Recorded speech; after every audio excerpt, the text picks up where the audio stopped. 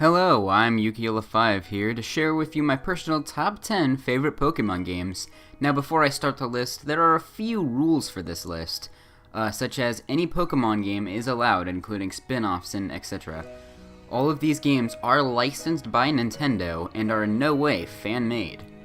Also, this is just my own personal opinion, so don't be disappointed if your favorite Pokemon game doesn't land on my list. However, feel free to leave your favorite Pokemon games in the comment section below. With that said, let's begin the countdown.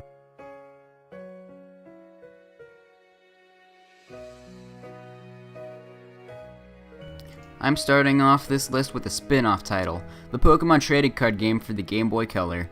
The reason this game takes the 10th spot on my list is because it breaks away from the original Pokemon formula and throws you into a new world with a new game and new challenges.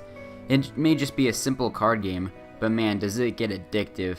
I mean, I've spent countless hours of playing this game and improving my deck just to see how much of a badass I can become. However, the game does suffer from the lack of main story fights in this game. It definitely doesn't last as long as a traditional Pokemon game. Nevertheless, the time you do spend improving your deck and facing the challenges that await you is definitely time well spent, and that is why it is on my number 10 spot.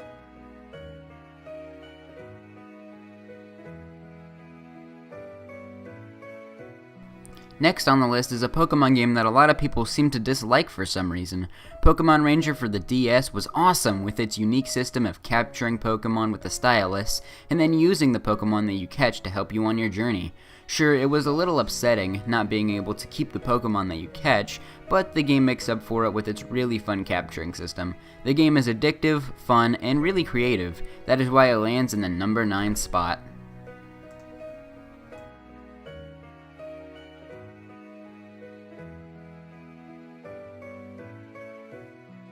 Number 8 is a Pokemon game loved by most fans of the franchise, and that is Pokemon Snap. This game acts as an on-rails shooter where you take pictures of various Pokemon to then show to Professor Oak, and he will evaluate your pictures. Now, I know it sounds lame at first, but once you give it a try, you'll be begging for more, with its awesome gameplay and amazing detail, not to mention the amazing chain reactions to get new Pokemon to appear.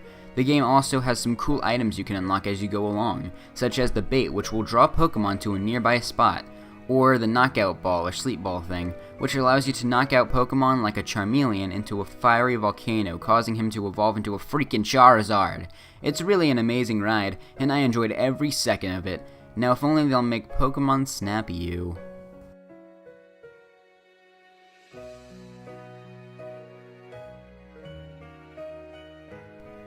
Next is Pokemon Stadium 1 and 2. Now, for this one I really couldn't decide between the two, so I just decided to put both of them on this spot, because they're pretty much the same game, with the exception of Pokemon Stadium 2 having more features and whatnot. These games hold a very special place in my heart, being some of the first N64 games I ever played. I can remember spending countless hours with my friends and family, playing the mini-games and full-on 3D battles, and at the time that was a huge thing. To see Pokemon in 3D was freaking epic. Now there's a lot more stuff to do in the game, from taking on to the gym leader tower to just playing a nice wholesome match with friends. However, the real winner was the mini-games. Come on, admit it, you spent more time on the mini-games than anything else. All of these mini-games were fun and addictive, which is why these games take the 7th spot on my list. And not to toot my own horn or anything, but I'm pretty damn good at the Magikarp game, you know, the one where you're Magikarp and you jump on up and down like a fucking badass. Yeah, that one.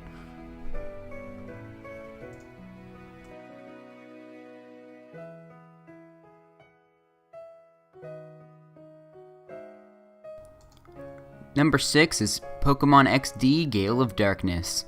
Now, I know what you're thinking. Another spin-off? What, are you freaking crazy? And yes, this list certainly has a lot of spin-offs, but I think you'll be happy to know that this is where they end. Anyway, Pokemon XD is such a good game for being on the GameCube. It has full 3D battles and an amazing story to boot, not to mention the whole dark Pokemon mechanic, which I admit can be a pain sometimes. But it's still so exciting when you enter a battle and see a shadow Pokemon and you just think, I want that. I fucking want that. Listen, Listen, I will have you in my party. But seriously, this game is so good for what it is, an exciting adventure. Now some can argue that Colosseum is better, hell, it's the actual reason I came up with my username, but I still think XD was just way more fun in my opinion. That is why it gets the number 6 spot on my list.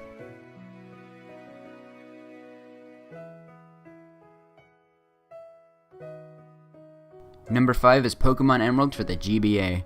There's a specific reason for why this game is so high on the list. You can forget about the amazing gameplay, the awesomeness of Hoenn itself, and the fact that Rayquaza is such a badass.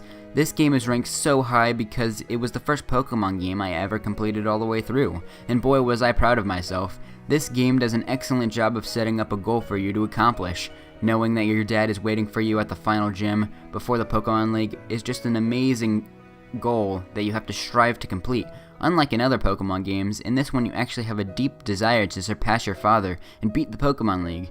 And not to mention the fact that Team Aqua and Team Magma are actually really cool villains, who have their own agendas. And they are some of the most interesting evil organizations in the Pokemon universe to date, which enhances the story in Emerald even more. That's why this game takes the number 5 spot on my list.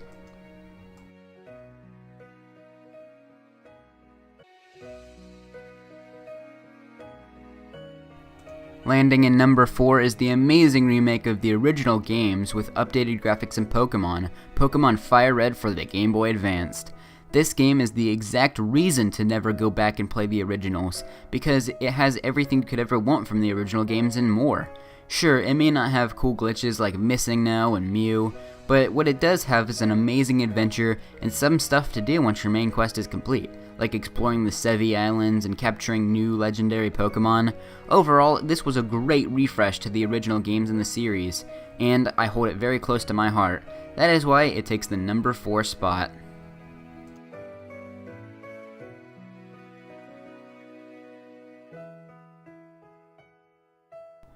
The third spot on my list goes to Pokemon Y for the 3DS. The newest addition to the main Pokemon games was an amazing one with full-on 3D graphics and battles.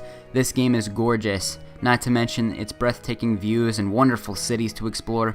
However, this is a perfect example of how graphics don't make a game, because even though it has the best graphics, it's still not the best game in the series. With that said, however, this game is an amazing one, with its awesome new mechanic Mega Evolutions enhancing the metagame even further.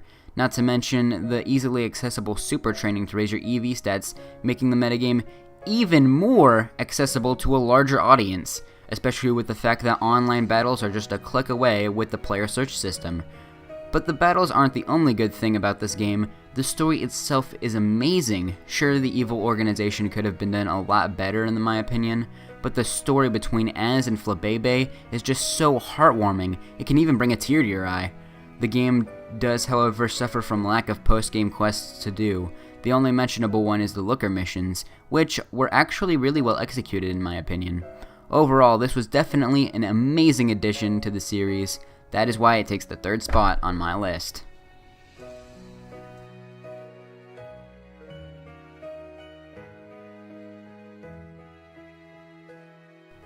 Number 2 is Pokemon White for the DS. 5th generation's Pokemon White was amazing. I think one of the greatest things this game draws power from would be its unmatched story. I know I said Emerald gave you a reason to beat the Pokemon League, but never before have I ever been so inspired to raise my own Pokemon team and go on a grand adventure than with Pokemon White. The story you embark on with Bianca and Sharon is one I won't forget, especially with the whole N plot point. This game's story just has so much to offer, and I can't condense it into one video, so if you haven't yet experienced the story for yourself, please do. But the story isn't the only thing this game has to offer. I personally think 5th generation added the best new Pokemon to the roster than any other generation. I mean, you have to admit, Haxorus, Hydragion, however you pronounce his name, and freaking Zekrom, for crying out loud, are freaking awesome.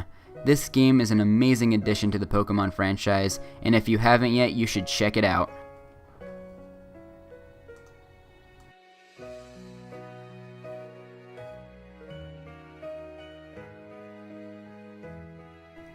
And the #1 best Pokemon game goes to Pokemon Heart Gold for the DS. Now, there are many reasons why this is my favorite Pokemon game of all time. Let's start with the Pokemon. Hoenn definitely had some of the best Pokemon in the series, and the fact that the first Pokemon in your party gets to be beside you through your whole adventure is just cool and a neat touch. Next, let's talk about the region. Hoenn itself is probably one of my favorite regions, just because I love the way it's laid out, with Goldenrod being a main hub town. It's a really cool concept. Next is the adventure and gameplay.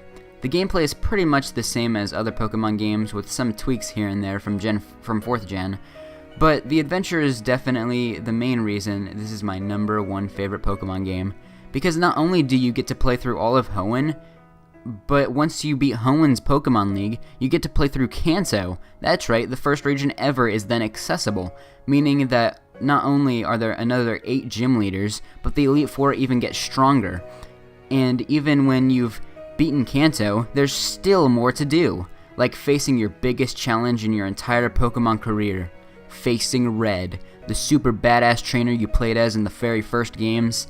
This game just has so much to do, it's crazy. You could probably get a good 40 to 50 hours of gameplay into it, which is the most ever in any Pokemon game. There really is a lot more I could say about this game, but I think you should experience it for yourself, and then you'll know why it is #1 on my list. Thank you for watching my top 10. I thought this would be a nice way to get some people in the mood for Pokemon Omega Ruby and Alpha Sapphire. So if you enjoyed the video, then be sure to leave a like, and if you want to know when I post more videos like this one, then be sure to subscribe. And if you want some more behind the scenes updates from when my new videos are coming out, then be sure to follow me on Instagram and Twitter at Yukiola5. And if you like Let's Plays, then you can check mine out on my channel right now, so go watch them if you want. Well, that's all for now. Peace!